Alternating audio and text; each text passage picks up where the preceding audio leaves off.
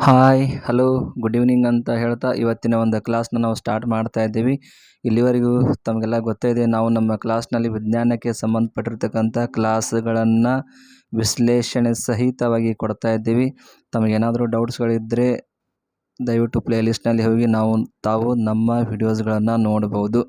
ಇವತ್ತಿನ ಈ ಒಂದು ಕ್ಲಾಸ್ನಲ್ಲಿ ನಾವು ಸೈನ್ಸ್ ಅಂದರೆ ಬಯಾಲಜಿಗೆ ಸಂಬಂಧಪಟ್ಟಿರ್ತಕ್ಕಂಥ ಕೊನೆಯದಾದ ಒಂದು ಚಾಪ್ಟರು ಟೆಕ್ಸಾನಮಿ ಅಂದರೆ ವರ್ಗೀಕರಣ ಶಾಸ್ತ್ರಕ್ಕೆ ಸಂಬಂಧಪಟ್ಟಿರ್ತಕ್ಕಂಥ ಒಂದು ಚಾಪ್ಟರ್ ಇದೆ. ಸೊ ಈ ಒಂದು ಚಾಪ್ಟರ್ನ ಕಂಪ್ಲೀಟ್ ಮಾಡಿಬಿಟ್ರೆ ಮುಗೀತು, ನಮ್ಮ ಒಂದು ಫಿಸಿಕ್ಸ್, ಕೆಮಿಸ್ಟ್ರಿ ಮತ್ತು ಬಯಾಲಜಿ ಸಿಲೆಬಸ್ ಕಂಪ್ಲೀಟ್ ಆದಂಗೆ ಆಯಿತು. ಇದಾದಮೇಲೆ ಮತ್ತೆ ನಿಮಗೆ ಮುಂದಿನ ಕ್ಲಾಸ್ನ ಏನು ಮಾಡ್ತೀವಿ ಅನ್ನೋದನ್ನು ಕೊನೆಯದಾಗಿ ಹೇಳ್ತೀವಿ. ಅಲ್ಲಿವರೆಗೂ ನಮ್ಮ ಕ್ಲಾಸ್ನ ವಿಡಿಯೋಸ್ಗಳನ್ನು ನೋಡ್ತಾ ಇರಿ ಅಂತ ಹೇಳ್ತಾ, ಇವತ್ತಿನ ಈ ಒಂದು ಚಾಪ್ಟರು ಟೆಕ್ಸಾನಮಿಗೆ ಸಂಬಂಧಪಟ್ಟಿರ್ತಕ್ಕಂಥ ಯಾವ ಒಂದು ಮಾದರಿಯ ಪ್ರಶ್ನೆಗಳು ಇದರಲ್ಲಿ ಬರುತ್ತೆ ಮತ್ತು ಸ್ವಲ್ಪದರಲ್ಲಿ ಇಂಟ್ರೊಡಕ್ಷನ್ ನಾವೀಗ ನೋಡ್ತಾ ಹೋಗೋಣ. ಸೊ ಫಸ್ಟ್ ನಿಮಗೆ ಸ್ಕ್ರೀನ್ ಮೇಲೆ ಕಾಣಿಸ್ತಾ ಇಲ್ಲಿ, ಜೀವಿಗಳನ್ನು ಕ್ರಮವಾಗಿ ಗುಂಪುಗಳನ್ನಾಗಿ ಮಾಡುವುದಕ್ಕೆ ಏನಂತ ಕರಿತೀವಿ ನಾವು? ಸಿಂಪಲಾಗಿ ವರ್ಗೀಕರಣ ಅಂತ ಕರಿತೀವಿ, ಹೌದಾ? ಜೀವಿಗಳನ್ನು ನಾವು ಏನು ಮಾಡ್ತೀವಿ? ಕ್ರಮವಾಗಿ ಅವುಗಳನ್ನು ಗುಂಪುಗಳನ್ನಾಗಿ ಮಾಡ್ತೀವಿ, ಹೌದಾ? ಸೊ ಅದಕ್ಕೆ ಏನಂತ ಕರಿತೀವಿ? ಸಿಂಪಲಾಗಿ ವರ್ಗೀಕರಣ ಅಂತ ಕರಿತೀವಿ, ಹೌದಾ?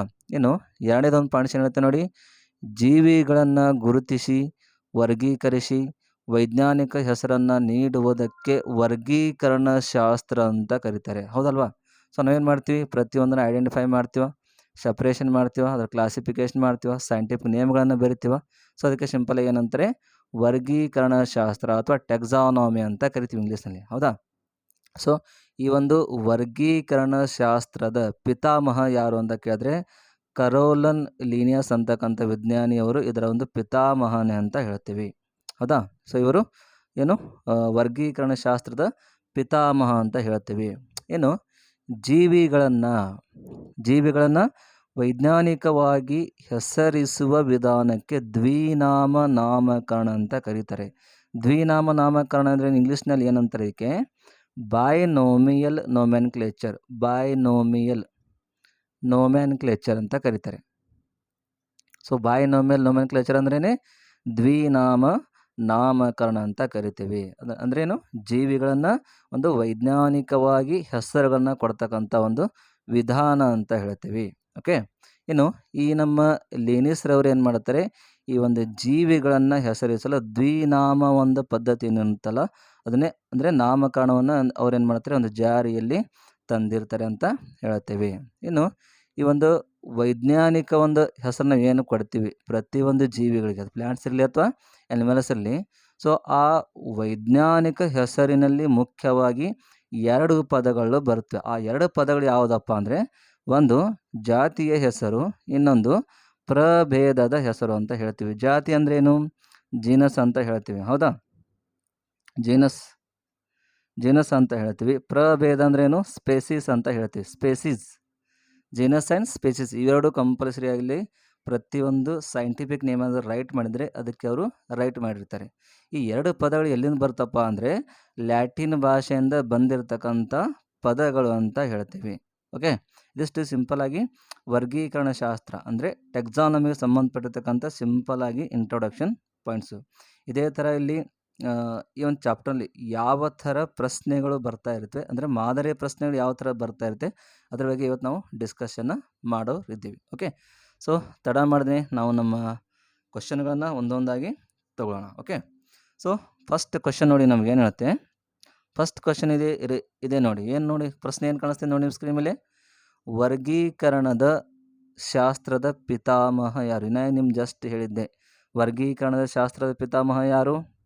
ಜಸ್ಟ್ ಏನಾಗಿ ಹೇಳಿದ್ದೆ ನಿಮಗೆ, ಕರೋಲಸ್ ಲೀನಿಯರ್ಸ್ ಅಂತಕ್ಕಂಥ ವಿಜ್ಞಾನಿ ಅವ್ರು ಏನು ಮಾಡ್ತಾರೆ? ವರ್ಗೀಕರಣ ಶಾಸ್ತ್ರದ ಪಿತಾಮಹ ಅಂತ ಹೇಳ್ತೇವೆ, ಓಕೆ? ಹೌದಲ್ವಾ? ಸೊ ಅದೇ ಥರ ಸೆಕೆಂಡ್ ಕೊಟ್ಟಿದ್ದಾರೆ ನೋಡಿ, ಅರಿಸ್ಟಾಟಲ್ ಅಂತ ಕೊಟ್ಟಿದ್ದಾರೆ, ಅರಿಸ್ಟಾಟಲ್.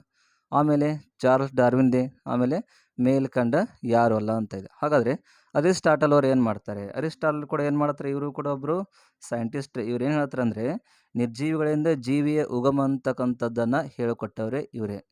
ಏನು? ನಿರ್ಜೀವಿಯಿಂದ ಜೀವಿಯ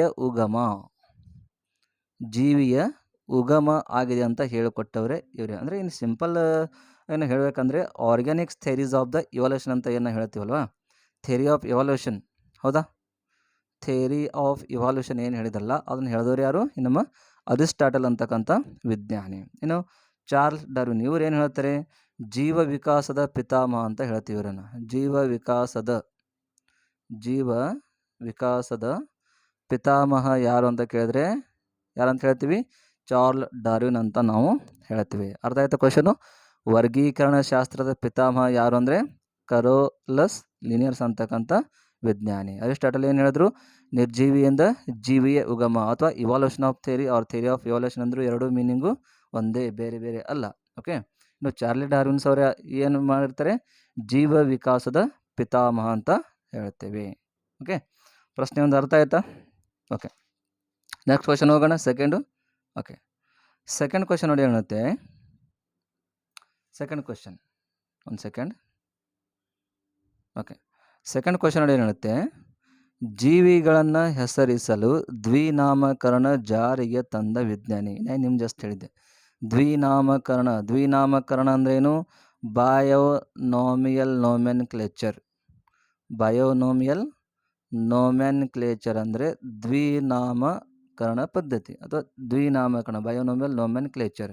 ಇದನ್ನು ಜಾರಿಗೆ ತಂದ ವಿಜ್ಞಾನಿ ಯಾರು? ಡೈರೆಕ್ಟಾಗಿ ಆನ್ಸರ್ ಹೇಳ್ಬಿಡಿ. ಯಾರು? ಕರೋಲಸ್ ಲಿನಿಯಸ್ ಅಂತಕ್ಕಂಥ ವಿಜ್ಞಾನಿ ಅವರು ಏನು ಮಾಡ್ತಾರೆ, ಈ ಒಂದು ದ್ವಿನಾಮಕರಣ ಪದ್ಧತಿಯನ್ನು ಅಥವಾ ದ್ವಿನಾಮಕರಣ ಅಂತಕ್ಕಂಥದ್ದನ್ನು ಜಾರಿಗೆ ತಂದಿರತಕ್ಕಂಥ ವಿಜ್ಞಾನಿ ಅಂತ ಹೇಳ್ತೇವೆ. ಓಕೆ, ಈ ಕ್ವಶನ್ಸ್ ಕೂಡ ಈಜಿ ಇದೆ, ಅಷ್ಟೇನು ಡಿಫಿಕಲ್ಟ್ ಇಲ್ಲ, ತಾವು ಈಸಿಯಾಗಿ ಇದನ್ನು ಸಾಲ್ವ್ ಮಾಡಬಹುದು.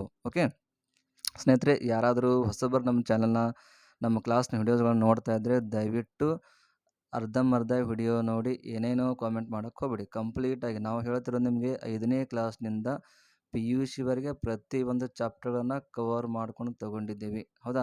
ಬೇಕಾದರೆ ತಾವು ಚೆಕ್ ಮಾಡ್ಬೋದು, ನಾನೇನು ಸುಮ್ಮನೆ ಹೇಳ್ತಾ ಇಲ್ಲ.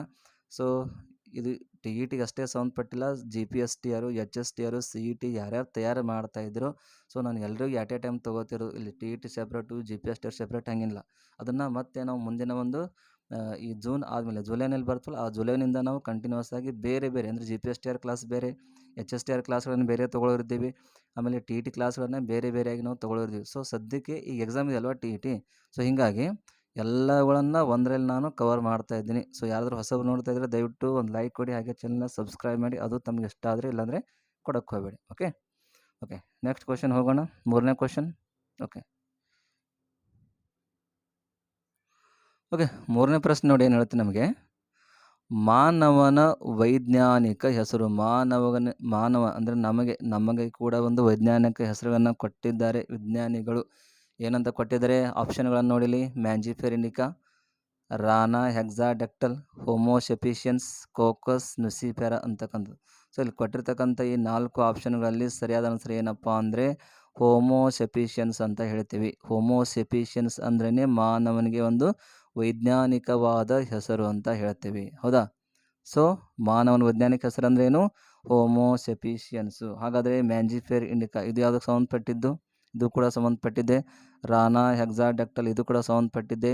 ಕೋಕಸ್ ನುಸಿಫೆರಾ ಇದು ಕೂಡ ಸಂಬಂಧಪಟ್ಟಿದೆ. ಸೊ ಪ್ರತಿಯೊಂದು ಒಂದೊಂದಕ್ಕಿಲ್ಲಿ ಸಂಬಂಧಪಟ್ಟಿರುತ್ತೆ. ಮ್ಯಾಂಜಿಫೆರ್ ಇಂಡಿಕಾ, ಮ್ಯಾಂಜಿಫೆರ್ ಅಂದ್ರೆ ಏನು, ಮ್ಯಾಂಜಿ ಅಂದ್ರೇನು, ಮ್ಯಾಂಗೋ. ಸೊ ಮ್ಯಾಂಗೋ ಅಂದ್ರೇನು, ಮಾವು. ಸೊ ಮಾವಿನ ಹಣ್ಣಿಗೆ ವೈಜ್ಞಾನಿಕ ಹೆಸರು ಏನಪ್ಪ ಅಂದರೆ ಮ್ಯಾಂಜಿಫೆರ್ ಇಂಡಿಕಾ ಅಂತ ಕೊಟ್ಟಿದ್ದಾರೆ, ಹೌದಾ. ಅದೇ ಥರ ರಾನಾ ಹೆಕ್ಸಾಡೆಕ್ಟಲ್ ಅಂದರೆ ಎದಕ್ಕೆ ಕೊಟ್ಟಿದ್ದಾರೆ, ಇದು ಕಪ್ಪೆಗೆ ಕೊಟ್ಟಿರ್ತಕ್ಕಂಥ ಒಂದು ವೈಜ್ಞಾನಿಕ ಹೆಸರು ಅಂತ ಹೇಳ್ತೀವಿ. ಓಕೆ, ಹೋಮೋಸೆಪಿಷಿಯನ್ಸ್ ಅಂದ್ರೇನು, ಮಾನವನ ವೈಜ್ಞಾನಿಕ ಹೆಸರು. ಕೋಕಸ್ ನುಸಿಫೆರಾ ಕೋಕಸ್ ಅಂದ್ರೇನು, ಕೋಕಸ್ ಅಂದರೆ ಕೋಕೋನಟ್, ಹೌದಲ್ವಾ. ಕೋಕೋನಟ್ ಅಂದ್ರೇನು, ತೆಂಗು. ಸೊ ತೆಂಗಿನಕಾಯಿಯ ಅಥವಾ ತೆಂಗಿಗೆ ವೈಜ್ಞಾನಿಕ ಹೆಸರು ಕೋಕಸ್ ನುಸಿಫೆರಾ. ಸೊ ಈ ಥರ ಪ್ರತಿಯೊಂದು ಜೀವಿಗಳಿಗೆ ಒಂದೊಂದು ವೈಜ್ಞಾನಿಕ ಹೆಸರುಗಳನ್ನು ಕೊಟ್ಟಿರ್ತಾರೆ. ಇದೇ ಥರ ಇನ್ನು ಸಿಕ್ಕಾಪಟ್ಟೆ ಬರುತ್ತೆ. ಕಪ್ಪೆ ಬರುತ್ತೆ, ಬೆಕ್ಕು, ಹುಲಿ, ಸಿಂಹ, ಮಿಡತೆ, ಮಾವು, ಅಮೀಬಾ, ಟೈಫಾಯ್ಡ್, ಬ್ಯಾಕ್ಟೀರಿಯಾ, ಎಂಟಿಮ್ ಸಿಕ್ಕಾಪಟ್ಟೆ ಬರುತ್ತೆ. ಸೊ ಪ್ರತಿಯೊಂದನ್ನೆಲ್ಲ ಇಲ್ಲಿ ಹೇಳೋಕ್ಕಾಗಲ್ಲ. ಸೊ ಇಲ್ಲಿ ಕೊಟ್ಟಿರ್ತಕ್ಕಂಥ ಆಪ್ಷನ್ ಸಂಬಂಧಪಟ್ಟಿರ್ತಕ್ಕಂಥ ಆಯ್ಕೆಗಳನ್ನು ಅಷ್ಟೇ ನಾನು ನಿಮಗೆ ಹೇಳಿದ್ದೇನೆ. ಸೊ ಈ ಥರ ಕೂಡ ಕ್ವಶನ್ಗಳು ಬರ್ತಾ ಇರ್ತವೆ ಎಕ್ಸಾಮ್ನಲ್ಲಿ. ಸೊ ಸ್ಟಡಿ ಮಾಡ್ತಾ ಇರಿ. ಓಕೆ, ನೆಕ್ಸ್ಟ್ ಕ್ವಶನ್ ಹೋಗೋಣ. ಓಕೆ, ನೆಕ್ಸ್ಟ್ ಕ್ವಶನ್ ನೋಡಿ, 4ನೇ ಕ್ವೆಶ್ಚನ್ ಏನು ಹೇಳುತ್ತೆ ನಮಗೆ? 4ನೇ ಕ್ವೆಶ್ಚನು, ವೈಜ್ಞಾನಿಕ ಹೆಸರಿನಲ್ಲಿ ಮುಖ್ಯವಾದ 2 ಪದಗಳು ಯಾವುದು? ನೋಡಿ, ಯಾವುದೇ ಒಂದು ಸೈಂಟಿಫಿಕ್ ನೇಮ್ಗಳನ್ನು ನಾವು ಕೊಟ್ಟರೆ ಆ ಒಂದು ವೈಜ್ಞಾನಿಕ ಹೆಸರಿನಲ್ಲಿ ಮುಖ್ಯವಾಗಿ ಬರ್ತಕ್ಕಂತಹ 2 ಪದಗಳು ಯಾವುದು? ಓಕೆ, ಆಪ್ಷನ್ ನೋಡಿ ಏನು ಕೊಟ್ಟಿದ್ದಾರೆ? ಜಾತಿ ಹೆಸರು, ಪ್ರಭೇದ ಹೆಸರು, ಕುಟುಂಬ, ಅ ಮತ್ತು ಬ. ಇಲ್ಲಿ ಕೊಟ್ಟಿರ್ತಕ್ಕಂತಹ ಆಪ್ಷನ್ಗಳಲ್ಲಿ ಸರಿಯಾದ ಆಯ್ಕೆ ಏನಪ್ಪ ಅಂದರೆ ಅ ಮತ್ತು ಬ ಅಂತ ಹೇಳ್ತೀವಿ. ಅ ಮತ್ತು ಬ ಅಂದರೆ ಯಾವುದಿಲ್ಲಿ?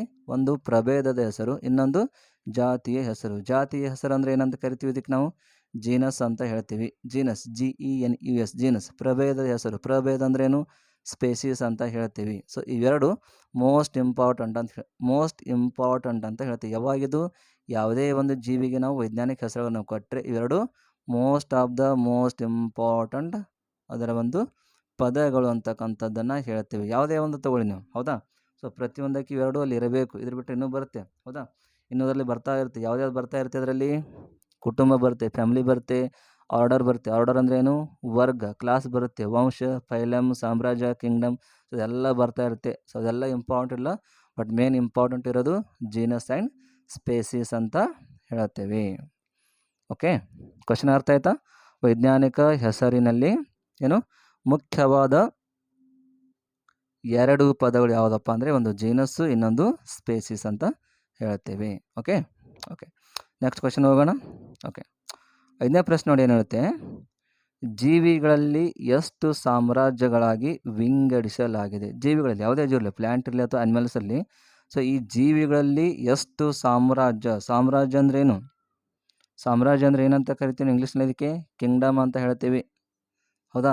ಕಿಂಗ್ಡಮ್, ಎಷ್ಟು ಕಿಂಗ್ಡಮ್ಗಳಾಗಿ ಒಂದು ಕ್ಲಾಸಿಫಿಕೇಷನನ್ನು ಮಾಡಿದ್ದಾರೆ ಅಂತಕ್ಕಂಥ ಒಂದು ಪ್ರಶ್ನೆಯನ್ನು ಅಲ್ಲಿ ಕೇಳಿದ್ದಾರೆ. ಆಪ್ಷನ್ ನೋಡಿ: 5, 4, 3, 2. ಸೊ ತಮಗೆಲ್ಲ ಗೊತ್ತೇ ಇದೆ ಸ್ನೇಹಿತರೆ, ಕಿಂಗ್ಡಮ್ ಎಷ್ಟಿದೆಯಪ್ಪ ಅಂದರೆ ಟೋಟಲ್ ಹೇಳಬೇಕಂದ್ರೆ 5 ಕಿಂಗ್ಡಮ್ಗಳಾಗಿ ಒಂದು ಕ್ಲಾಸಿಫಿಕೇಷನ್ಗಳನ್ನು ಮಾಡಿರ್ತಾರೆ. 5 ಕಿಂಗ್ಡಮ್ಸ್. ಫಸ್ಟ್ ಕಿಂಗ್ಡಮ್ಸ್ ಯಾವ್ದು ಬರುತ್ತೆ ಹಾಗಾದರೆ? ಕಿಂಗ್ಡಮ್ ಮೋನೇರಾ ಅಂತಕ್ಕಂಥ ಬರುತ್ತೆ. ಕಿಂಗ್ಡಮ್ ಮೋನೇರಾ ಅಥವಾ ಮೋನೇರಾ ಕಿಂಗ್ಡಮ್ ಅಂದರೂ ಕರೆಕ್ಟು, ಅಥವಾ ಕಿಂಗ್ಡಮ್ ಮೋನೇರಾ ಅಂದರೂ ಕರೆಕ್ಟ್. ಎರಡೂ ಕರೆಕ್ಟ್ ಇದೆ, ರಾಂಗ್ ಇಲ್ಲ. 2ನೇ ಕಿಂಗ್ಡಮ್ ಯಾವ್ದು ಬರುತ್ತೆ? 2ನೇ ಕಿಂಗ್ಡಮ್ ಪ್ರೋಟಿಸ್ಟಾ, ಹೌದಾ? ಪ್ರೋಟಿಸ್ಟಾ ಅಂತಕ್ಕಂಥ ಒಂದು ಕಿಂಗ್ಡಮ್ ಬರುತ್ತೆ, ಹೌದಾ? 3ನೇದು ಯಾವ್ದು ಬರುತ್ತೆ? ಮೈಕೋಟಾ ಅಂತಕ್ಕಂಥದ್ದು ಬರುತ್ತೆ. ಮೈಕೋಟಾ, MYCOTA, ಮೈಕೋಟಾ ಅಂತಕ್ಕಂಥದ್ದು ಬರುತ್ತೆ. 4ನೇದು ಪ್ಲ್ಯಾಂಟಿಯಾ, ಹೌದಾ? ಪ್ಲ್ಯಾಂಟಿಯಾ ಬರುತ್ತೆ. ಲಾಸ್ಟ್ 5ನೇದು ಎನಿಮಲಿಯಾ ಕಿಂಗ್ಡಮು. ಸೊ ಈ ಥರ ಅಷ್ಟು ಕಿಂಗ್ಡಮ್ಗಳಲ್ಲಿ ಎಷ್ಟು ಸಾಮ್ರಾಜ್ಯ ಇದೆ? ಎಷ್ಟಿದೆ? ಒಟ್ಟು 5 kingdoms are present in the nature. Kingdom Monera, kingdom Protista, Mycota kingdom, Plantae, Animalia ಅಂತಕ್ಕಂಥದ್ದು ಒಂದು 5 ಕಿಂಗ್ಡಮ್ ಅಂದರೆ ಸಾಮ್ರಾಜ್ಯ. ಸೊ ಈ ರೀತಿಯಾಗಿ ತಾವು ಇದನ್ನು ಲಕ್ಷ್ಯದಲ್ಲಿ ಇಡಬಹುದು. MPA. ಎಮ್ ಅಂದರೆ ಮೋನೇರಾ, ಎಮ್ ಅಂದರೆ ಮೈಕೋಟಾ, P ಅಂದರೆ ಪ್ರೋಟಿಸ್ಟಾ, P ಅಂದರೆ ಪ್ಲ್ಯಾಂಟಿಯಾ, A ಅಂದರೆ ಅನಿಮಲಿಯಾ. MPA ಸಿಂಪಲ್ಲಾಗಿ ನೆನಪಿಡೋಕ್ಕೆ ಟ್ರೈ ಮಾಡಿ. ಓಕೆ, ಕ್ವಶನ್ ಅರ್ಥ ಆಯ್ತು ಹೇಳಿದ್ದು? ಓಕೆ, ನೆಕ್ಸ್ಟ್ ಕ್ವಶನ್ ಹೋಗೋಣ. ಓಕೆ, ನೆಕ್ಸ್ಟ್ ಒಂದು ಕ್ವಶನ್. ಓಕೆ, ಕ್ವಶನ್ ನಂಬರ್ 6 ನೋಡಿ ಏನು ಹೇಳುತ್ತೆ? ಮೊನೇರಾ ಸಾಮ್ರಾಜ್ಯ ಜೀವಿಗಳು. ಇಲ್ಲಿ ಕೊಟ್ಟಿರ್ತಕ್ಕಂಥ ಜೀವಿಗಳನ್ನು ಕೊಟ್ಟಿದ್ದಾರೆ. ಏಕಕೋಶಿ ಜೀವಿದೆ, ಬಹುಕೋಶಿ ಜೀವಿದೆ, ಏಕ ಮತ್ತು ಬಹುಕೋಶಿ ಜೀವಿದೆ, ಮೇಲ್ಕಂಡ ಯಾವುದಲ್ಲ ಅಂತ ಕೊಟ್ಟಿದ್ದಾರೆ. ಅಂದರೆ ಅರ್ಥ ಏನಾಯ್ತಪ್ಪ ಅಂದರೆ, ಮೊನೇರಾ ಸಾಮ್ರಾಜ್ಯದ ಜೀವಿಗಳು ಯಾವ ಥರ ಇರ್ತವೆ ಅಂದರೆ ಏಕಕೋಶಗಳಿರ್ತವ ಅಥವಾ ಬಹುಕೋಶಗಳಿರ್ತವ ಅಥವಾ ಏಕಕೋಶಿ ಅಥವಾ ಬಹುಕೋಶಿ ಎರಡೂ ಕೂಡ ಇರ್ತವೆ ಅಂತಕ್ಕಂಥದ್ದು ಒಂದು ಕ್ವಶನ್ನ ಇಲ್ಲಿ ಕೇಳಿರ್ತಾರೆ, ಹೌದಾ? ಸೊ ಅಲ್ಲಿ ಸರಿಯಾದ ಆನ್ಸರ್ ಏನಪ್ಪ ಅಂದರೆ ಇದಕ್ಕೆ ಏಕಕೋಶೀಯ ಜೀವಿ ಅಂತ ಹೇಳ್ತೀವಿ. ಯಾಕಂದರೆ ಮೊನೇರಾ ಸಾಮ್ರಾಜ್ಯ ಜೀವಿಗಳು ಹೆಂಗಿರ್ತವಪ್ಪ ಅಂದರೆ ಏಕಕೋಶೀಯ ಜೀವಿಗಳಂತ ಹೇಳ್ತೀವಿ. ಫಾರ್ ಎಕ್ಸಾಂಪಲು ಆರ್ಕೆ ಬ್ಯಾಕ್ಟೀರಿಯಾ, ಹೌದಾ? ಆರ್ಕೆ ಬ್ಯಾಕ್ಟೀರಿಯಾ ಇದು ಏಕಕೋಶೀಯ ಜೀವಿ. ಇದು ಉದಾಹರಣೆ ಎಲ್ಲಿ ಬರುತ್ತಪ್ಪ ಅಂದರೆ ಎಕ್ಸಾಂಪಲು ಏಕಕೋಶೀಯ ಜೀವಿಗಳಲ್ಲಿ ಬರುತ್ತೆ. ಅದ್ರ ಬಿಟ್ಟರೆ ಟ್ರೂ ಬ್ಯಾಕ್ಟೀರಿಯಾ ಅಂತ ಬರುತ್ತೆ, ಟ್ರೂ ಬ್ಯಾಕ್ಟೀರಿಯಾ. ಸೊ ಇದು ಕೂಡ ಒಂದು ಏಕಕೋಶೀಯ ಜೀವಿ ಅಂತಲೇ ಬರುತ್ತೆ. ಇನ್ನು ಬಹುಕೋಶದಲ್ಲಿ ಬರ್ತಪ್ಪ ಅಂದರೆ ಮೈಕೋಟಾದಲ್ಲಿ ಬರ್ತೀವಲ್ಲ, ಮೈಕೋಟಾ, ಹೌದಾ? ಈ ಯಾವ ಥರ ಮೊನೇರಾ ಇದೆ ಅಲ್ವಾ, ಸೊ ಇದೇ ಥರ ಮೈಕೋಟಾ ಕೂಡ ಕಿಂಗ್ಡಮ್ ಇದೆ ಅಲ್ವಾ. ಸೊ ಮೈಕೋಟಾದಲ್ಲಿ ಬರ್ತಕ್ಕಂತಹ ಇವು ಎಕ್ಸಾಂಪಲ್ಸನ್ನು. ಇದು ಕೂಡ ಏಕಕೋಶ ಮತ್ತು ಬಹುಕೋಶ, ಇದು ಕೂಡ ಸೇಮ್. ಇಲ್ಲಿ ಮೈಕೋಟಾದಲ್ಲಿ ಬರ್ತಕ್ಕಂತಹ ಕೆಲವೊಂದು ಎಕ್ಸಾಂಪಲ್ಗಳು. ಇನ್ನು ಇದಕ್ಕೆ ಸಂಬಂಧಪಟ್ಟಿರ್ತಕ್ಕಂಥ ಎಕ್ಸಾಂಪಲ್ ಯಾವುದಪ್ಪ ಅಂದರೆ ಸಿಂಪಲ್ಲಾಗಿ ಫಂಗಾಯ್ FUNGI ಫಂಗಾಯ್ ಇದೆಲ್ಲಿ ಬರ್ತಪ್ಪ ಅಂದರೆ ಇದು ಏಕಕೋಶ ಮತ್ತು ಬಹುಕೋಶ ಎರಡರಲ್ಲಿ ಬರ್ತಕ್ಕಂಥ ಒಂದು ಎಕ್ಸಾಂಪಲ್ ಅಂತ ಹೇಳ್ತೀವಿ. ಅಂದರೆ ಮ್ಯಾಕ್ಸಿಮಮ್ ಇದು ಬರೋದು ಫಂಗಾಯ್ ಬರೋದು ಮ್ಯಾಕ್ಸಿಮಮು ಬಹುಕೋಶೀಯ ಜೀವಿ ಅಂತಲೇ ಹೇಳ್ತೀವಿ. ಸೊ ಹೀಗಾಗಿ ಇಲ್ಲಿ ಪ್ರಶ್ನೆ ಏನಿದೆ, ಮೊನೆರಾ ಸಾಮ್ರಾಜ್ಯದ ಜೀವಿಗಳು ಹೇಗಿರ್ತಪ್ಪ ಅಂದರೆ ಏಕಕೋಶೀಯ ಜೀವಿಗಳಾಗಿ ಇರುತ್ತವೆ. ಯಾವುದು? ಮೊನೆರಾ ಸಾಮ್ರಾಜ್ಯ ಅಥವಾ ಕಿಂಗ್ಡಮ್ ಮೊನೆರಾ, ಏಕಕೋಶೀಯ ಜೀವಿಗಳು. ಬೆಸ್ಟ್ ಎಕ್ಸಾಂಪಲ್ ಆರ್ಕಿಯೋಬ್ಯಾಕ್ಟೀರಿಯಾ ಅಥವಾ ಬ್ಯಾಕ್ಟೀರಿಯಾ ಬರುತ್ತೆ. ಇನ್ನು ಬಹುಕೋಶಿ ಮತ್ತು ಏಕಕೋಶಿ ಎರಡು ಕಾಂಬಿನೇಷನ್ ಇದ್ದರೆ ಮೈಕೋಟಾ ಕಿಂಗ್ಡಮ್ ಅಂತ ಬರುತ್ತೆ. ಜಸ್ಟ್ ಹೇಳಿದ್ದೆ ನಿಮಗೆ ಕ್ಲಾಸಿಫಿಕೇಷನಿಂದ ಕಿಂಗ್ಡಮ್ ಎಷ್ಟು 5 MP ಓಕೆ. ಇನ್ನು ಬಹುಕೋಶಿಗೆ ಸಂಬಂಧಪಟ್ಟಿರ್ತಕ್ಕಂಥ ಎಕ್ಸಾಂಪಲ್ ಯಾವುದಪ್ಪ ಅಂದರೆ ಫಂಜಾಯ ಅಂತ ಹೇಳ್ತೇವೆ ಸಿಂಪಲ್ಲಾಗಿ. ಓಕೆ. ನೆಕ್ಸ್ಟ್ ಕ್ವಶನ್ ಹೋಗೋಣ. 7ನೇ ಕ್ವಶನ್ ಸ್ನೇಹಿತರೆ, ಏನಾದರೂ ಕ್ವಶನ್ ಅರ್ಥ ಆಗಿಲ್ಲ ಅಂದರೆ ಕ್ಲಾಸ್ನ ಸ್ಕಿಪ್ ಮಾಡೋಕ್ಕೆ ಹೋಗಬೇಡಿ, ಮತ್ತು ರಿಪೀಟ್ ಬ್ಯಾಕ್ ಬನ್ನಿ, ಮತ್ತು ರಿಟರ್ನ್ ಆಗಿ ಕ್ವಶನ್ಗಳನ್ನು ನೋಡ್ತಾ ಹೋಗಿ, ತಮಗೆ ಅಂಡರ್ಸ್ಟ್ಯಾಂಡ್ ಆಗುತ್ತೆ. ಯಾಕಂದರೆ ಇದು ಆ್ಯಕ್ಚುಲಿ PUC ಸಂಬಂಧಪಟ್ಟಿರ್ತಕ್ಕಂಥ ಚಾಪ್ಟರ್ ಇದು, ಹೌದಲ್ವಾ, ಟೆಕ್ಸಾನಮಿ. ಸೊ ಇದು ಕೂಡ ಇಲ್ಲಿ ನಾವು ತೊಗೊಂಡಿದ್ವಿ. ಯಾಕಂದರೆ ಕ್ವಶನ್ ಇದೇ ಥರ ಬರುತ್ತೆ ಅಂತ ಇಲ್ಲಿ ಕ್ವಶನ್ ಪೇಪರ್ ನಾನೇನು ತೆಗಿಲ್ಲ, ಹೌದಲ್ವಾ. ಸೊ ನಮಗೆ ಸೈನ್ಸ್ ಸಿಲೆಬಸ್ ಎಲ್ಲ ಇಲ್ಲಿ ಕವರ್ ಮಾಡಬೇಕಾಗುತ್ತೆ. ಸೊ ಕವರ್ ಮಾಡೋಕ್ಕಾದ್ರೆ ಚಾಪ್ಟರ್ ತೊಗೊಳ್ಬೇಕಾಗುತ್ತೆ. ಸೊ ಹೀಗಾಗಿ ನಾನು ತೊಗೊಂಡಿದ್ದೀನಿ ಅಷ್ಟೇ. ಓಕೆ. ಸೊ ಜಾಸ್ತಿ ಅವರು ಪ್ರತಿಯೊಬ್ಬರು ಸ್ಟಡಿ ಮಾಡಿದ್ರೇ ತಮಗೆ ಕ್ವಶನ್ಗಳು ಅರ್ಥ ಆಗುತ್ತೆ, ಇಲ್ಲಾಂದರೆ ಅರ್ಥ ಆಗಲ್ಲ. ಓಕೆ. ಇನ್ನು 7ನೇ ಕ್ವಶನ್ ಬನ್ನಿ ಹೋಗೋಣ. 7ನೇ ಕ್ವಶನ್ ನೋಡಿ ಏನು ಹೇಳುತ್ತೆ, ಕಾಂಡದಿಂದ ಮಾರ್ಪಾಡಾಗಿರುವ ಸಸ್ಯ. ಪ್ರತಿಯೊಂದು ಸಸ್ಯಕ್ಕೆ ಕಾಂಡ ಇರುತ್ತಲ್ಲ, ಆ ಕಾಂಡ ಮಾರ್ಪಾಡಾಗಿರ್ತಕ್ಕಂಥ ಸಸ್ಯ ಕಾಂಡ ಇರುತ್ತೆ, ಕಾಂಡ ಏನಾಗುತ್ತೆ ಸಸ್ಯಗಳಲ್ಲಿ ಮಾರ್ಪಾಡಾಗಿರುತ್ತೆ. ಎಕ್ಸಾಂಪಲ್ ನೋಡಿ ಏನು ಕೊಟ್ಟಿದ್ದಾರೆ, ಆಪ್ಷನು ಶುಂಠಿ ಇದೆ, ಬಾಳೆಗಿಡ, ಅರಿಶಿಣ, ಮೇಲಿನ ಎಲ್ಲ ಅಂತ ಕೊಟ್ಟಿದ್ದಾರೆ. ಸೊ ತಾವೇನು ಥಿಂಕ್ ಮಾಡ್ಬೋದು, ಜಸ್ಟು 99% ಏನು ಥಿಂಕ್ ಮಾಡ್ತೀರಾ ಹೇಳಿ. 99% ನಮ್ಮ ಸ್ನೇಹಿತರು ಏನು ಚಾಯ್ಸ್ ಮಾಡ್ತೀರಾ ದಯವಿಟ್ಟು ಕಾಮೆಂಟ್ ಹಾಕಿ ಕೆಳಗಡೆ. 7ನೇ ಪ್ರಶ್ನೆ ಕ್ವಶನ್ ನಂಬರ್ 7 ಅಂತ ಹಾಕಿ, ಕಾಂಡದಿಂದ ಮಾರ್ಪಾಡಾದ ಸಸ್ಯ ಆನ್ಸರ್ ಬರೆದು ಕೆಳಗೆ ದಯವಿಟ್ಟು ಆನ್ಸರ್ಗಳನ್ನು ಕಳಿಸಿ. ಇದಕ್ಕೆ ಆನ್ಸರ್ ನಾನು ಹೇಳಲ್ಲ, ತಾವೇ ಇದರ ಒಂದು ಆನ್ಸರ್ಗಳನ್ನು ಕಳಿಸ್ಬೇಕು. ದಯವಿಟ್ಟು ಕಳಿಸಿ, ಏನಾಗಲ್ಲ ಕಳಿಸಿ. ಓಕೆ. ದಯವಿಟ್ಟು ಪ್ರತಿಯೊಬ್ಬರು ಕಾಮೆಂಟ್ ಹಾಕಿ, ವಿಡಿಯೋನ ಸ್ಟಾಪ್ ಮಾಡಿ, ಪಾಸ್ ಮಾಡಿ, ದಯವಿಟ್ಟು ಕೆಳಗಡೆ ಆನ್ಸರ್ ಕಳಿಸಿ. ಆನ್ಸರ್ ನಾನು ಅಂತ ಹೇಳಲ್ಲ. ಓಕೆ. ನೆಕ್ಸ್ಟ್ 8ನೇ ಕ್ವಶನ್ ಹೋಗೋಣ. ಓಕೆ. 8ನೇ ಕ್ವಶನ್ ನೋಡಿ ಹೇಳುತ್ತೆ, ಜಲವಾಹಕ ಎಂದರೆ ಯಾವುದು? ನೋಡಿ, ಪ್ಲ್ಯಾಂಟ್ ಇರುತ್ತಲ್ವಾ, ಈ ಪ್ಲ್ಯಾಂಟ್ನಲ್ಲಿ ಅಂದರೆ ಸಸ್ಯಗಳಲ್ಲಿ ಜಲವಾಹಕ ಅಂದರೆ ಏನು ಅಂದರೆ ಇಡೀ ಸಸ್ಯ, ಒಂದು ಗಿಡ ಇರಲಿ, ಮರ ಇರಲಿ ಅಥವಾ ಏನೇ ಇರಲಿ, ಆ ಇಡೀ ಸಸ್ಯಕ್ಕೆ ನೀರನ್ನು ಪೂರ್ತಿಯಾಗಿ ಬೇರಿನಿಂದ ಪೂರ್ತಿ ತುದಿಯವರೆಗೆ ಸಪ್ಲೈ ಮಾಡೋದು ಯಾವುದಂತ ಕೇಳುತ್ತಾರೆ. ಸೊ ತಾವೇನಾದರೂ ಪರ್ಫೆಕ್ಟಾಗಿ ಸ್ಟಡಿ ಮಾಡಿದರೆ ತಮಗಿಲ್ಲಿ ಗೊತ್ತಾಗುತ್ತೆ, ಇಲ್ಲಾಂದರೆ ಆನ್ಸರ್ ಆಗಲ್ಲ. ಯಾಕಂದರೆ ಕೊಟ್ಟಿದ್ರೆ ಆನ್ಸರ್ ಆಪ್ಷನ್ ನೋಡಿ, ಜಲವಾಹಕ ಅಂದರೆ ಝೈಲಮ್ ಅಂತ ಕರಿತೀವಿ, ಸೆಕೆಂಡ್ ಫ್ಲೋಯಮ್ ಇದೆ, ಎಪಿಡರ್ಮಿಸ್ ಇದೆ, ನನ್ ಆಫ್ ದ ಅಬವ್ ಅಂದರೆ ಮೇಲ್ಕಂಡ ಯಾವುದೇ ಅಲ್ಲ ಅಂತ ಆಪ್ಷನ್ಗಳನ್ನು ಕೊಟ್ಟಿರ್ತಾರೆ. ಸೊ ಸರಿಯಾದ ಆನ್ಸರ್ ಏನು ಅನ್ನೋದನ್ನು ತಾವೇ ಹೇಳಬೇಕು. ದಯವಿಟ್ಟು ಈ ವಿಡಿಯೋದ ಕೆಳಗಡೆ ಕಾಮೆಂಟ್ ಹಾಕಿ. ಪ್ರತಿಯೊಬ್ಬರು ನೋಡಿ, ಯಾರ್ಯಾರು ನೋಡ್ತೀರೋ ದಯವಿಟ್ಟು ಕೆಳಗೆ ಕಾಮೆಂಟ್ ಹಾಕಿ ಸ್ನೇಹಿತರೆ, ನಮಗೂ ಸ್ವಲ್ಪ ಗೊತ್ತಾಗಲಿ. ಸುಮ್ಮನೆ ನೋಡ್ತಾ ಹೋಗ್ತಾಯಿದ್ರು ಅಥವಾ ಸ್ಟಡಿ ಮಾಡ್ತಾಯಿದ್ರು, ನಾನು ಇದರ ಆನ್ಸರ್ ಕೂಡ ಹೇಳಲ್ಲ. ಸೊ ದಯವಿಟ್ಟು ನಾನು ಕೇಳಕ್ಕೆ ಹೋಗ್ಬಿಡಿ, ಆದಮೇಲೆ ನಿಮಗೆ ಕೊನೆಯದಾಗಿ ಹೇಳ್ತೀವಿ. ಬೇಕಾದರೆ ಮತ್ತೆ ರಿವಿಷನ್ ತೊಗೋತೀನಲ್ವ, ಸೊ ಆ ಟೈಮ್ನಲ್ಲಿ ಬೇಕಾದರೆ ಇದರ ಆನ್ಸರ್ ನಾನು ನಿಮಗೆ ಹೇಳ್ತೀನಿ, ಅಲ್ಲಿವರೆಗೆ ಆನ್ಸರ್ ಅಂತ ಹೇಳಲ್ಲ. ಸೊ ತಾವೇ ಇದರ ಒಂದು ಆನ್ಸರ್ನ ಹೇಳ್ಬಿಡ್ತೀವಿ. ಇಲ್ಲಿ ಕಾಣಿಸ್ತೀವಿ ಸ್ಕ್ರೀನ್ ಮೇಲೆ ಆಪ್ಷನ್ ABCD ಪ್ರತಿಯೊಂದು 4 ಆಪ್ಷನ್ಗಳನ್ನು ಕೊಟ್ಟಿದ್ದಾರೆ ನೋಡಿ. ಆಪ್ಷನ್ಗಳನ್ನು ನೋಡ್ತಾ ಹೋಗಿ ಪ್ರತಿಯೊಬ್ಬರು ಏನು ಕೊಟ್ಟಿದ್ದಾರೆ. ಮೊದಲನೇ ಆಪ್ಷನ್ ಏನು ಕೊಟ್ಟಿದ್ದಾರೆ, ಇಲ್ಲಿ ಜಲವಾಹಕ ಇದೆ ಅಂದರೆ ಝೈಲಮ್ ಅಂತ ಕರಿತೀವಿ, ಹೌದಾ, ಝೈಲಮ್ ಇದೆ.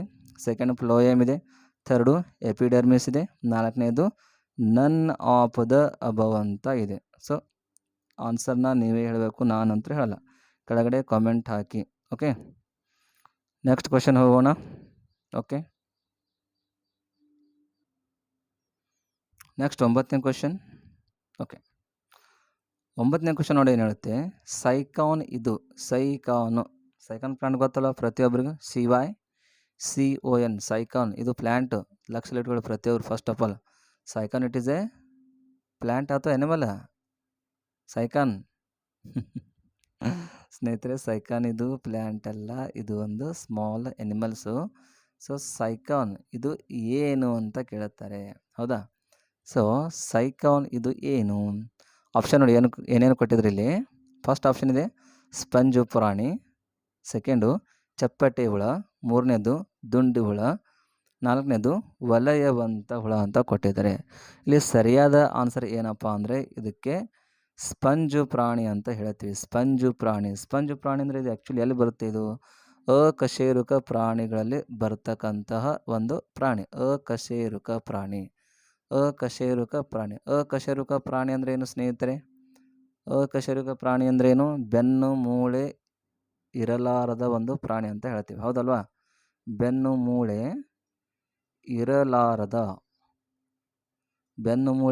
ಇರಲಾರದ ಪ್ರಾಣಿಗಳಂತ ಹೇಳ್ತೀವಿ, ಅದಕ್ಕೆ ಅಕಶೇರುಕ ಪ್ರಾಣಿ ಅಂತ ಹೇಳ್ತೀವಿ. ಸೊ ಈ ಸ್ಪಂಜ್ ಪ್ರಾಣಿ ಏನು ಮಾಡ್ತಪ್ಪ ಅಂದರೆ, ಸ್ಪಂಜ್ ಪ್ರಾಣಿ ಅಂದರೆ ಸೈಕಾನ್ ಇದೊಂದು ಸ್ಪಂಜು ಪ್ರಾಣಿ, ಇದಕ್ಕೆ ಯಾವುದೇ ರೀತಿ ಒಂದು ಬೆನ್ನು ಮೂಳೆಗಳು ಇರೋದಿಲ್ಲ ಅಂತ ಹೇಳ್ತೀವಿ, ಹೌದಾ? ಇನ್ನು ಈ ಚಪ್ಪಟೆ ಹುಳಗಳನ್ನು ತಗೊಂಡ್ರೆ, ಚಪ್ಪಟೆಯಾದಂಥ ಹುಳಗಳು, ಚಪ್ಪಟೆ ಬೆಸ್ಟ್ ಎಕ್ಸಾಂಪಲ್ ಹೇಳಬೇಕಂದ್ರೆ ಯಾವ್ದು ಬರ್ತಪ್ಪ? ಇದು ಟೇಪ್ ಹುಳ ಬರ್ತಲ್ವ? ಟೇಪ್ ಹುಳ ಅಂತ ನಾವು ಕರಿತೀವಲ್ಲ ನಮ್ಮ ಭಾಷೆಯಲ್ಲಿ, ಟೇಪ್ ಹುಳ ಇರ್ಬೋದು, ಅಥವಾ ಲಾಡಿ ಹುಳ ಅಂತ ಕರಿತೀವ, ಹೌದಾ? ಲಾಡಿ ಹುಳು ಇರ್ಬೋದು. ಸೊ ಇದು ಕೂಡ ಬರುತ್ತೆ. ಇಲ್ಲಾಂದರೆ ಪ್ಲೇನೇರಿಯಾ ಅಂತ ಬರುತ್ತಲ್ವ? ಪ್ಲೇನೇರಿಯಾ ಅಂತಕ್ಕಂಥ ಒಂದು ಹುಳ ಬರುತ್ತೆ. ಸೊ ಇದು ಕೂಡ ಏನಂತ? ಚಪ್ಪಟೆ ಹುಳ ಅಂತ ನಾವು ಅದನ್ನು ಕರಿತೀವಿ. ಅಂದರೆ ಇವೆಲ್ಲ ಚಪ್ಪಟೆ ಹುಳಗಳು ಬರ್ತಕ್ಕಂಥ ಒಂದು ವಿವಿಧ ಒಂದು ಹುಳಗಳು ಅಂತ ಕರಿತೀವಿ. ಇನ್ನು ದುಂಡ ಹುಳವನ್ನು ತೊಗೊಂಡ್ರೆ, ದುಂಡು ಹುಳ ಈ ಮೀನಿನಲ್ಲೇ ಕೊಟ್ಟಿರ್ತಾರೆ. ದುಂಡು ಅಂದರೆ ವರ್ತುಳಾಕಾರವಾಗಿ ಅಥವಾ ಗುಂಡಕ್ಕೆ ಇರ್ತಕ್ಕಂಥ ಒಂದು ಹುಳಗಳನ್ನು ದುಂಡು ಹುಳಗಳಂತ ಕರಿತೀವಿ. ಬೆಸ್ಟ್ ಎಕ್ಸಾಂಪಲು ಯಾವುದಂತ ಹೇಳ್ತೀವಿ? ಇದಕ್ಕೆ ಕೊಕ್ಕೆ ಹುಳ ಅಂತ ಹೇಳ್ತೀವಿ. ಬೆಸ್ಟ್ ಎಕ್ಸಾಂಪಲ್ ಕೊಕ್ಕೆ ಹುಳ. ಸೊ ಈ ಕೊಕ್ಕೆ ಹುಳ ಯಾವ ಥರ ಇರುತ್ತಪ್ಪ ಅಂದರೆ ಒಂದು ದುಂಡಗಾಗಿರ್ತಕ್ಕಂಥ ಹುಳ ಅಂತ ಹೇಳ್ತೀವಿ. ಅದ್ರ ಬಿಟ್ಟರೆ ಫೈಲೇರಿಯಾ ಅಂತಕ್ಕಂಥದ್ದು ಬರುತ್ತೆ. ಇನ್ನೊಂದು ಫೈಲೇರಿಯಾ ಅಂತಕ್ಕಂಥ ಒಂದು ಹುಳ ಬರುತ್ತೆ. ಸೊ ಇದು ಕೂಡ ಇಲ್ಲಿ ಬರುತ್ತೆ, ದುಂಡು ಹುಳಗಳೊಂದು ಜಾತಿಗೆ ಸೇರಿರ್ತಕ್ಕಂಥ ಒಂದು ಹುಳ ಅಂತ ಹೇಳ್ತೀವಿ. ಇನ್ನು ನಾಲ್ಕನೇದು ವಲಯವಂತ ಹುಳ. ವಲಯವಂತ ಅಂದ್ರೆ ಏನು? ಇದಕ್ಕೆ ಅನ್ನೇಲಿಡ ಅಂತ ಹೇಳ್ತೀವಿ ಇಂಗ್ಲೀಷ್ನಲ್ಲಿ. ಅನ್ನೇಲಿಡ ಫ್ಯಾಮ್ಲಿಗೆ ಸಂಬಂಧಪಟ್ಟಿರ್ತಕ್ಕಂತಹ ಜೀವಿಗಳು. ಅನ್ನೇಲಿಡ ಬೆಸ್ಟ್ ಎಕ್ಸಾಂಪಲ್ ಯಾವುದಪ್ಪ ಅಂದರೆ ಎರೆಹುಳ, ರೈತನ ಮಿತ್ರ ಯಾವುದು? ಎರೆಹುಳ ಸ್ನೇಹಿತರೆ. ಈ ಎರೆಹುಳ ಎಲ್ಲಿ ಬರ್ತಪ್ಪ ಅಂದರೆ ವಲಯವಂತ, ಇಂಗ್ಲೀಷ್ನಲ್ಲಿ ಇದಕ್ಕೆ ಅನ್ನೇಲಿಡ ಫ್ಯಾಮಿಲಿ ಮೆಂಬರ್ಸ್ ಅಂತ ಕರೀತಾರೆ. ಸೊ ಇಲ್ಲಿ ಪ್ರಶ್ನೆ ಏನಿದೆ ಅಂದರೆ ಸೈಕಾನ್ ಇದು ಏನು ಅಂತ ಕೇಳಿದ್ರಿ. ಸೈಕಾನ್ ಇದು ಒಂದು ಸ್ಪಂಜು ಪ್ರಾಣಿ. ಸ್ಪಂಜು ಪ್ರಾಣಿ ಅಂದರೆ ಆ್ಯಕ್ಚುಲಿ ಅಕಶೇರುಕ ಪ್ರಾಣಿಗಳಂತ ಹೇಳ್ತೀವಿ. ಆ ಪ್ರಾಣಿಗಳಲ್ಲಿ ಯಾವುದೇ ರೀತಿ ಬೆನ್ನು ಮೂಳೆಗಳು ಇರೋದಿಲ್ಲ, ಹೌದಾ? ಅದಕ್ಕೆ ನಾವು ಅಕಶೇರುಕ ಪ್ರಾಣಿ ಅಂತ ಕರಿತೀವಿ. ಇನ್ನು ಕಶೇರುಕ ಪ್ರಾಣಿ ಅಂದ್ರೇನು? ಬೆನ್ನು ಮೂಳೆಗಳು ಇರ್ತಕ್ಕಂತಹ ಕೆಲವೊಂದು ಪ್ರಾಣಿಗಳು. ಕೆಲವೊಂದು ಸಿಕ್ಕಾಪಟ್ಟೆ ಇರುತ್ತವೆ, ಬಟ್ ಕೆಲವೊಂದು ಮಾತ್ರ ಅಕಶೇರುಕಗಳಾಗಿ ಇರುತ್ತವೆ. ಓಕೆ. ಚಪ್ಪಾಟಿ ಹುಳಗಳಂದ್ರೇನು? ಇವು ಜೇಡು ಹುಳ, ಟೇಪ್ ಹುಳ ಬರುತ್ತೆ, ಲಾಡಿ ಹುಳ ಬರುತ್ತೆ, ಪ್ಲೇನೇರಿಯಾ ಬರ್ತೀವಲ್ಲ, ಚಪ್ಪಟ್ಟೆ ಹುಳಗಳ ಜಾತಿಗೆ ಸಂಬಂಧಪಟ್ಟಿರ್ತಕ್ಕಂಥ ಹುಳಗಳಂತ ಹೇಳ್ತೀವಿ. ಇನ್ನು ದುಂಡು ಹುಳ ತೊಗೊಂಡ್ರೆ ಕೊಕ್ಕೆ ಹುಳ ಆಗಿರ್ಬೋದು ಅಥವಾ ಫೈಲೇರಿಯಾ ಆಗಿರ್ಬೋದು, ಇವೆಲ್ಲ ದುಂಡು ಹುಳಕ್ಕೆ ಸಂಬಂಧಪಟ್ಟಿರ್ತಕ್ಕಂತಹ ಒಂದು ಜಾತಿಯ ಹುಳಗಳಂತ ಹೇಳ್ತೀವಿ. ಇನ್ನು ವಲಯವಂತ ಹುಳ ಅಂತ ತೊಗೊಂಡ್ರೆ ಇದಕ್ಕೇನಂತ ಕರಿತೀವಿ? ಇಂಗ್ಲೀಷ್ನಲ್ಲಿ ಅನ್ನೇಲಿಡ ಫ್ಯಾಮ್ಲಿಗೆ ಸಂಬಂಧಪಟ್ಟಿರ್ತಕ್ಕಂಥ ಹುಳ ಅಂತ ಹೇಳ್ತೀವಿ, ಹೌದಾ? ಸೊ ಬೆಸ್ಟ್ ಎಕ್ಸಾಂಪಲ್ ಯಾವುದಪ್ಪ ಅಂದರೆ ಎರೆಹುಳ. ಇದು ರೈತನ ಮಿತ್ರ ಕೂಡ ಅಂತಾರೆ ಸ್ನೇಹಿತರೆ. ಓಕೆ. ಸೊ ಕ್ವಶನ್ ಅರ್ಥ ಆಗಿದೆ ಅಂತ ಅಂದ್ಕೊಂಡಿದ್ದೀನಿ. ನೆಕ್ಸ್ಟ್ ಈ ಚಾಪ್ಟರ್ನಲ್ಲಿ ಬರ್ತಕ್ಕಂಥ ಕೊನೆಯದಾದ ಪ್ರಶ್ನೆ, ಈ ಪ್ರಶ್ನೆ ಕೂಡ ನೋಡ್ಕೊಂಡಿದ್ದೀವಿ ಒಂದು ಸಲ. 10ನೇ ಪ್ರಶ್ನೆ ನಮ್ಗೆ ಏನು ಹೇಳುತ್ತೆ ನೋಡಿ, ಸೆಲ್ಯುಲರ್ ಆ್ಯಂಡ್ ಮೈಕ್ರೋಬಯಾಲಜಿ ಸೆಂಟರ್ ಎಲ್ಲಿದೆ ಅಂತ ಕೇಳ್ತಾರೆ. ಸೆಲ್ಯುಲರ್ ಆ್ಯಂಡ್ ಮೈಕ್ರೋಬಯಾಲಜಿ ಸೆಂಟರ್ ನಮ್ಮ ಭಾರತ ದೇಶದಲ್ಲಿ ಎಲ್ಲಿ ಬರುತ್ತೆ ಅಂತ ಕ್ವಶನ್ನ ಕೇಳಿದ್ದಾರೆ. ಆಪ್ಷನ್ ನೋಡಿ, ಹೈದರಾಬಾದ್ ಇದೆ, ಯಾದಗಿರಿ ಇದೆ, ರಂಗನತಿಟ್ಟು ಇದೆ, ಮೇಲ್ಕಂಡ ಯಾವುದು ಅಲ್ಲ ಅಂತ ಕೊಟ್ಟಿದ್ದಾರೆ. ಇದಕ್ಕೆ ಸರಿಯಾದ ಆನ್ಸರ್ ಏನಪ್ಪ ಅಂದರೆ ದಯವಿಟ್ಟು ಕೆಳಗಡೆ ಕಾಮೆಂಟ್ ಹಾಕಿ. ಓಕೆ, ಕಮೆಂಟ್ ಹಾಕ್ತೀರಾ? ಹೋಗಲಿ, ನಾನು ಹೇಳ್ತೀನಿ. ಇದು ಬರೋದು ಎಲ್ಲಪ್ಪ ಅಂದರೆ ನಮ್ಮ ಆಂಧ್ರ ಪ್ರದೇಶದ ಹೈದರಾಬಾದ್ನಲ್ಲಿ ಈ ಸೆಲ್ಯುಲರ್ ಆ್ಯಂಡ್ ಮೈಕ್ರೋಬಯಾಲಜಿ ಸೆಂಟರ್ನ ಒಂದು ಸ್ಥಾಪನೆಯನ್ನು ಅಲ್ಲಿ ಮಾಡಿರ್ತಾರೆ. ಇದೇ ಥರ ಯಾದಗಿರಿಯನ್ನು ತಗೊಂಡ್ರೆ ಯಾದಗಿರಿಯಲ್ಲಿ ಏನು ಬರುತ್ತಪ್ಪ ಅಂದರೆ ಒಂದು ಮೊಸಳೆಯ ಪಾರ್ಕ್ ಅಂತ ಅಲ್ಲಿ ಬರುತ್ತೆ. ಮೊಸಳೆ ಪಾರ್ಕ್ ಯಾದಗಿರಿಯಲ್ಲಿ, ಹೌದಾ? ಸೊ ಯಾರಾದರೂ ಹೋಗಿದ್ರೆ ದಯವಿಟ್ಟು ನೋಡಿ ಬಂದುಬಿಡಿ. ಆಮೇಲೆ ರಂಗನತಿಟ್ಟನ್ನ ತಗೊಂಡ್ರೆ ಹೇಳೋಕ್ಕೆ ಆಗಲ್ಲ, ಏನಿದೆ ಅಲ್ಲಿ? ಪಕ್ಷಿಧಾಮ. ಇದನ್ನು ಯಾರು ನೆನಪರಕ್ಕೆ ಸಾಧ್ಯನಿಲ್ಲ ಸ್ನೇಹಿತರೆ. ಸೊ ರಂಗನತಿಟ್ಟಿನಲ್ಲಿ ಬರೋದು ಯಾವುದು? ಪಕ್ಷಿಧಾಮ ಅಂತ ಹೇಳ್ತೀವಿ. ಇನ್ನು ಇದಂತೂ ಆಗಲ್ಲ, ಮೇಲ್ಕಂಡ ಯಾವುದಂತೂ ಇಲ್ಲ. ಓಕೆ. ಸೊ ಇಲ್ಲಿ ಆನ್ಸರ್ ಏನಪ್ಪ ಅಂದರೆ ಸೆಲ್ಯುಲರ್ ಆ್ಯಂಡ್ ಮೈಕ್ರೋಬಯಾಲಜಿ ಸೆಂಟರ್ ಎಲ್ಲಿ ಬರ್ತಾವಪ್ಪ ಅಂದರೆ ಹೈದರಾಬಾದ್ನಲ್ಲಿ ಬರುತ್ತೆ ಅಂತ ಹೇಳುತ್ತೇವೆ. ಓಕೆ ಮತ್ತೆ ರಿಪೀಟಾಗಿ ಪ್ರತಿಯೊಂದು ಕ್ವಶನ್ಗಳನ್ನು ನೋಡೋಣ. ಒಂದು ಜಸ್ಟ್ 5 ಮಿನಿಟ್ಸ್ ಅಷ್ಟೇ ವೇಟ್ ಮಾಡಿ. ಮತ್ತೆ ರಿಪೀಟಾಗಿ ಚಾಪ್ಟರ್ನ ಒಂದು 5 ನಿಮಿಷದಲ್ಲಿ ಮುಗಿಸ್ಬಿಡ್ತೀನಿ. ಓಕೆ ಜೀವಿಗಳನ್ನು ಕ್ರಮವಾಗಿ ಮತ್ತು ಗುಂಪುಗಳನ್ನಾಗಿ ಮಾಡೋದಕ್ಕೆ ಏನಂತ ಕರಿತೀವಿ? ವರ್ಗೀಕರಣ ಶಾಸ್ತ್ರ ಅಂತ ಕರಿತೀವಿ. ಜೀವಿಗಳನ್ನು ಗುರುತಿಸಿ ವರ್ಗೀಕರಿಸಿ ವೈಜ್ಞಾನಿಕ ಹೆಸರನ್ನು ನೀಡೋದಕ್ಕೆ ಏನಂತ ಕರಿತೀವಿ? ಅದಕ್ಕೂ ಕೂಡ ವರ್ಗೀಕರಣ ಶಾಸ್ತ್ರ ಅಂತ ಕರಿತೀವಿ. ಈ ವರ್ಗೀಕರಣ ಶಾಸ್ತ್ರದ ಪಿತಾಮಹ ಯಾರಪ್ಪ ಅಂದರೆ ಕರೋಲಸ್ ಲೀನಿಯಸ್ ಅಂತಕ್ಕಂಥ ವಿಜ್ಞಾನಿ. ಆಮೇಲೆ ಜೀವಿಗಳನ್ನು ವೈಜ್ಞಾನಿಕವಾಗಿ ಹೆಸರಿಸುವ ವಿಧಾನಕ್ಕೆ ದ್ವಿನಾಮ ನಾಮಕರಣ ಪದ್ಧತಿ ಅಂತ ಕರೀತಾರೆ. ಅದಕ್ಕೆ ಇಂಗ್ಲೀಷ್ನಲ್ಲಿ ಬಯೋನೋಮಿಯಲ್ ನೋಮೆನ್ಕ್ಲೇಚರ್ ಅಂತ ಕರೀತಾರೆ. ಈ ಲೀನಿಯನ್ಸ್ ರವರು ಏನು ಮಾಡ್ತಾರೆ? ಜೀವಿಗಳನ್ನು ಹೆಸರಿಸಲು ಒಂದು ದ್ವಿನಾಮ ನಾಮಕರಣವನ್ನು ಜಾರಿಗೆ ತಂದಿರತಕ್ಕಂತಹ ವಿಜ್ಞಾನಿ ಅಂತ ಹೇಳ್ತೀವಿ. ಆಮೇಲೆ ವೈಜ್ಞಾನಿಕ ಹೆಸರಿನಲ್ಲಿ ಮುಖ್ಯವಾಗಿ ಪ್ರಮುಖವಾಗಿ 2 ಪದಗಳನ್ನು ಯೂಸ್ ಮಾಡ್ತಾರೆ. ಅದು ಯಾವುದಪ್ಪ ಅಂದರೆ ಒಂದನೇದು ಜೀನಸ್ಸು, ಎರಡನೇದು ಸ್ಪೇಸಿಸ್. ಅಂದರೆ ಕನ್ನಡದಲ್ಲಿ ಜಾತಿ ಹೆಸರು ಮತ್ತು ಇನ್ನೊಂದು ಪ್ರಭೇದದ ಹೆಸರು. ಅಂದರೆ ಜೀನಸ್ ಮತ್ತು ಸ್ಪೇಸಿಸ್ ಇವೆರಡಂತೂ ಕಂಪಲ್ಸರಿಯಾಗಿ ಯೂಸ್ ಮಾಡಲೇಬೇಕು. ಇನ್ನು 2 ಪದಗಳು ಎಲ್ಲಿಂದ ಬಂತಪ್ಪ ಅಂದರೆ ಲ್ಯಾಟಿನ್ ಭಾಷೆಯಿಂದ ಬಂದಿರತಕ್ಕಂತಹ ಪದಗಳು ಅಂತ ಹೇಳ್ತೀವಿ. ಓಕೆ ಇನ್ನು ಪ್ರಶ್ನೆಗಳು ಸ್ಟಾರ್ಟ್ ಆಗುತ್ತೆ. 1ನೇ ಪ್ರಶ್ನೆ 10ನೇ ಪ್ರಶ್ನೆಗೆ ಒಂದು 5 ನಿಮಿಷದಲ್ಲಿ ಮುಗಿಸ್ಬಿಡ್ತೀನಿ. ಜಸ್ಟ್ ಕೇಳಿಬಿಡಿ ರಿಪೀಟಾಗಿ. ಓಕೆ ಫಸ್ಟ್ ಕ್ವಶನ್ ನೋಡಿ, ವರ್ಗೀಕರಣ ಶಾಸ್ತ್ರದ ಪಿತಾಮಹ ಯಾರು? ಕರೋಲಸ್ ಲೀನಿಯರ್ಸ್. 2ನೇ ಪ್ರಶ್ನೆ, ಜೀವಿಗಳನ್ನು ಹೆಸರಿಸಲು ದ್ವಿನಾಮಕರಣವನ್ನು ಜಾರಿಗೆ ತಂದ ವಿಜ್ಞಾನಿ ಕರೋಲಸ್ ಲೀನಿಯರ್ಸು. 3ನೇ ಪ್ರಶ್ನೆ, ಮಾನವನ ವೈಜ್ಞಾನಿಕ ಹೆಸರು ಹೋಮೋ ಸೆಪಿಷಿಯನ್ಸು.